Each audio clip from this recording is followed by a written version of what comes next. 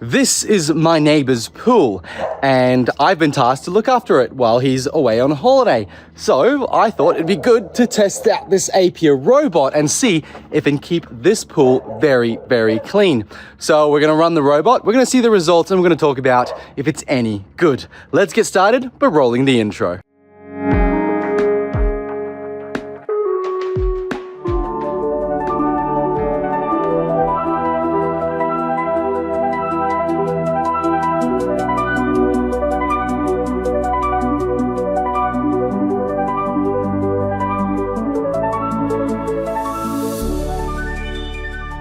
Now this pool is a bit of a bean shape.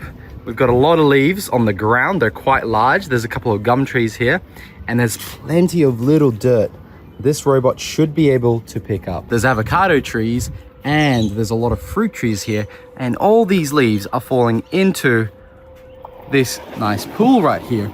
And that's obviously blocking the pumps and the cleaners. Now, with normal things like creepy crawlies, the problem you run into is that you can get gum nuts, or in this case, an avocado stuck in the pipe, and it'll just stop picking up. Now, this is a unique pool because it actually is just a material around a base. And so this robot is soft enough to not damage this at all. So let's talk about the details of the robot. The Aiper Scuba S1 Pro is pretty darn powerful. Though at $1,300 Australian, you should expect as much, with up to 200 meters squared of coverage, which is pretty darn good, and a crazy runtime of 118 minutes on a single charge. Of course, it charges with a DC charger. So is it actually a good clean? Well, as you can see, it really gets the grime off any type of surface.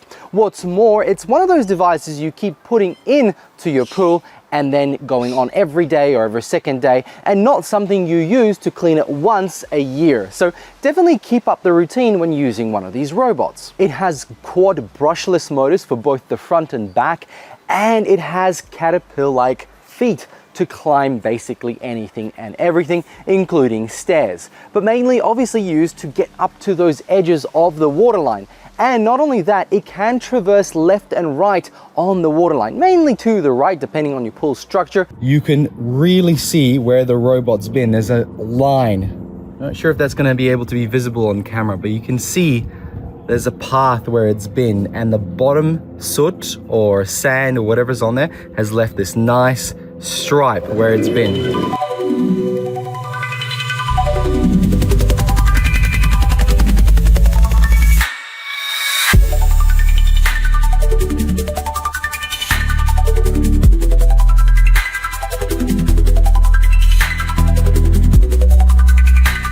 It's a real world test after almost 2 weeks of not cleaning a pool, and I'm really excited to see the results. We're gonna see if the Aiper robot has actually done what it's marketed to do. Now, I've tested a lot of Aiper robots in the past. They've all done a fantastic jobs on all sorts of pools, and I hope this one is no different. Wow, that's so dirty.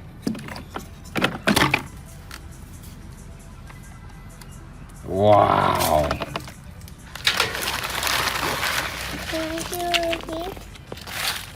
That's a lot of leaves in there, huh?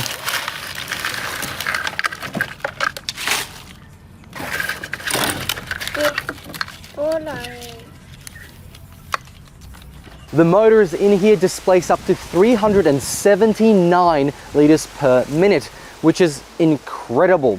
And of course, it means it sticks to the walls as it traverses your pool. Furthermore, the 5-liter basket in here has up to 3 microns of filtration, which means small particles will get stuck in there, which is bugs, dust, and grime. Not only will you have to empty it, you'll probably have to give it a good rinse with the hose. Big leaves, small leaves are again not a problem for the robot, but they do need to fall to the bottom. Hence why Aiper has the other product, the Surfer S1, which traverses the top with a solar panel and grabs the floating leaves. The Scuba S1 Pro uses Waveline navigation, which does mean it's a little bit smarter than most other versions of the Aiper robots. It allows it to traverse in a smart way, and it's supposed to be efficient. But to be honest, I can't really tell if Waveline is doing a good job. The fact that the pool is clean is still a good result, but I don't know if it changes anything of this new Waveline system compared to other Aiper robots I've tested.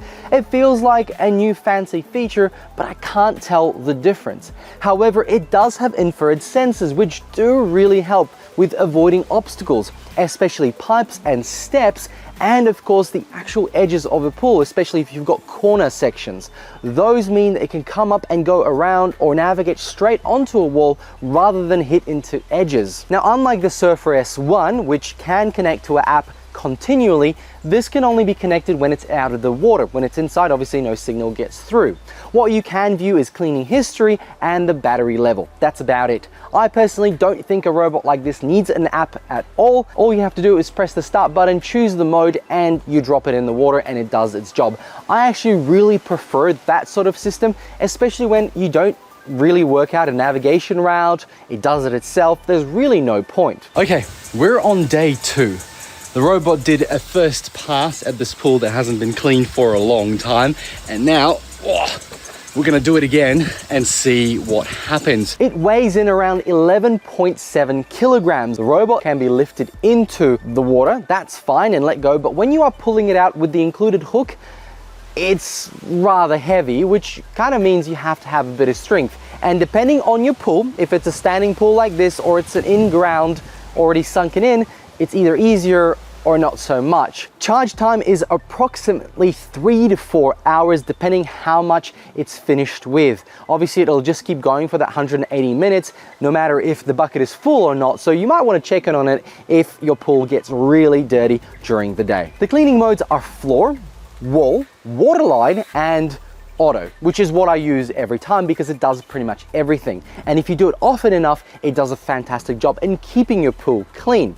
There are also scheduled cleans, but I don't really see the use of it because gotta get the bot ready, gotta get it charged and then drop it in the water. I personally wouldn't leave it in the water. The suction power of 379 liters per minute is absolutely fantastic at picking up the smallest of debris and really flowing it through that 3-micron basket in here, which means everything gets caught, but it also means it fills up fast if you've got a really messy and dirty pool.